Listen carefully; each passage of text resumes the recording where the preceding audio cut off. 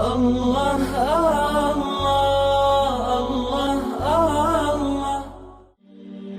اگر عورتیں چاہیں کہ ہم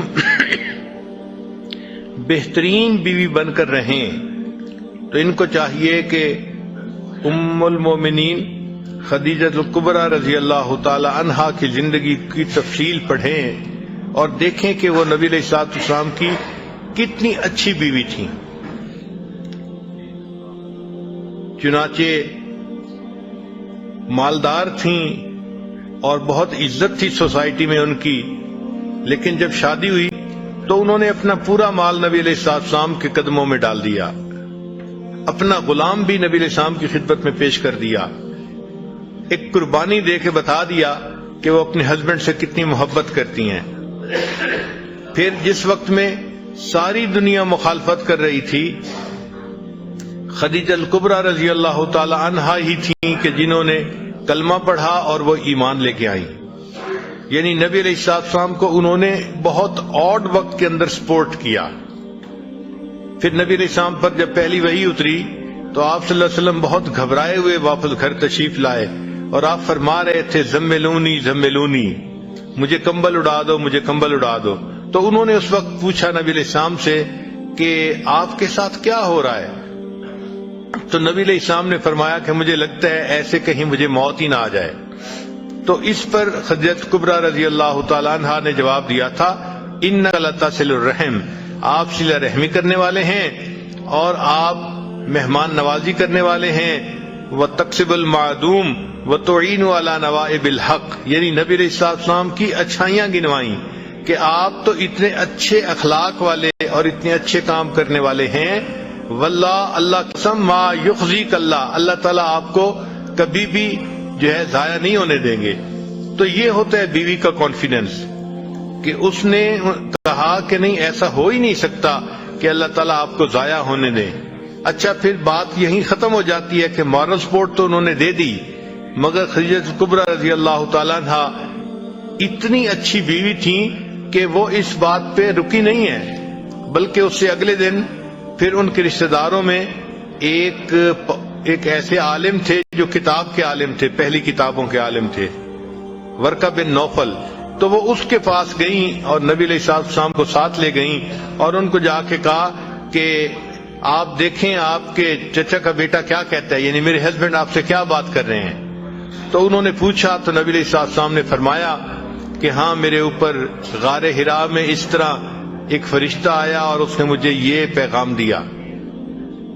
اب جب نبی علیہ السلام نے اسے پوری صورتحال بتائی تو اس نے تصدیق کی کہ ھذہ الناموس الذی، یہ وہی ہے فرشتہ جیسے موسیٰ علیہ السلام پہ بھی اترتا تھا، تو آپ تو اللہ کے پیغمبر ہیں اور آپ پر وحی اتری ہے۔ پھر انہوں نے نبی علیہ السلام کو یہ بات بھی بتائی کہ ایک وقت آئے گا کہ آپ کی قوم آپ کو اس شہر سے نکال دے گی۔ تو نبی علیہ السلام نے حیران ہو کے پوچھا کیا میری قوم مجھے اس شہر سے نکال دے گی؟ تو انہوں نے کہا کہ ہاں، دین کے معاملات میں ایسی باتیں انسان کو پیش آتی ہیں، اے کاش اگر میں اس وقت زندہ ہوتا تو میں آپ کی ضرور مدد کرتا۔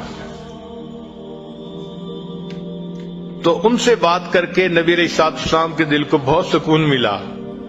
تو جو اچھی بیویاں ہوتی ہیں وہ خود بھی مورل سپورٹ دیتی ہیں، اور پھر اگر دیکھتی ہیں کہ فلاں کام سے میرے ہسبینڈ کے دل کو تسلی ہو جائے گی تو ان کے پاس بھی لے کے گئی خدیجہ الکبریٰ رضی اللہ تعالیٰ عنہا۔ اسی لیے وہ اتنی سپورٹیو تھیں کہ ہر قدم پہ اللہ کے حبیب صلی اللہ علیہ وسلم کو ان کی سپورٹ حاصل ہوتی تھی۔ پھر اس کا نتیجہ یہ نکلا کہ خدیجہ الکبریٰ رضی اللہ تعالیٰ عنہا کی اتنی محبت تھی نبی علیہ السلام کے دل میں کہ عائشہ صدیقہ رضی اللہ تعالیٰ عنہا فرماتی ہیں کہ ایک مرتبہ میں نے محبت میں ناز میں آ کے یہ کہہ دیا کہ میں اتنی چھوٹی عمر کی نوجوان بیوی ہوں آپ کی، آپ کیوں خدیجہ الکبریٰ ایک بوڑھی عورت کو یاد کرتے ہیں؟ تو جب میں نے یہ کہا تو نبی علیہ السلام کے چہرے انور کے یعنی اوپر جو اثرات تھے وہ بدل گئے، اور نبی علیہ السلام نے فرمایا عائشہ تم خدیجہ کے بارے میں مجھ سے بات مت کرو، اللہ نے اس کی محبت میرے دل میں اتار دی ہے۔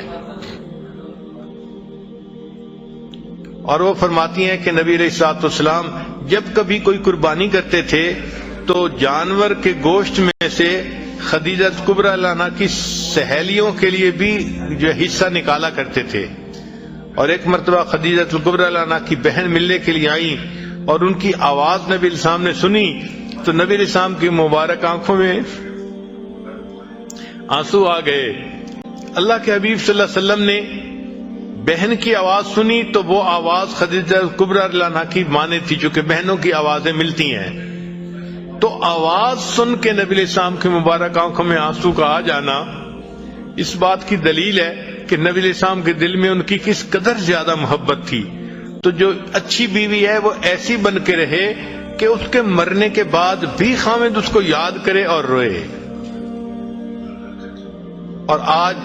جو عورتیں چاہتی ہیں کہ جی ہمیں تو خاوند توجہ نہیں دیتے اور بات نہیں کرتے، وقت نہیں دیتے، یہ نہیں کرتے، وہ اگر ذرا سوچیں تو انہوں نے گھر کا حال ایسا بنایا ہوتا ہے کہ یوں محسوس ہوتا ہے کہ جیسے گھر کے اندر ایک دوسرے کے ساتھ ایک جنگ چل رہی ہوتی ہے. تو اپنے ایشوز کو محبت پیار کے ساتھ سمیٹنا چاہیے اور پازیٹیو تھنکنگ رکھنی چاہیے اور اپنے خاوند کو رسپیکٹ دینی چاہیے، اس کو ہیلپ دینی چاہیے. اللہ تعالیٰ گھروں کے اندر ازدواجی زندگی خوشگوار بنا دے، اور جتنے بھی لوگ پریشان ہیں، ہسبینڈ بیویوں سے پریشان ہیں، ان کی پریشانی ختم ہو جائے. بیویاں اپنے ہسبینڈ کی طرف سے پریشان ہیں، اللہ ان کی بھی پریشانی ختم کر دے. لا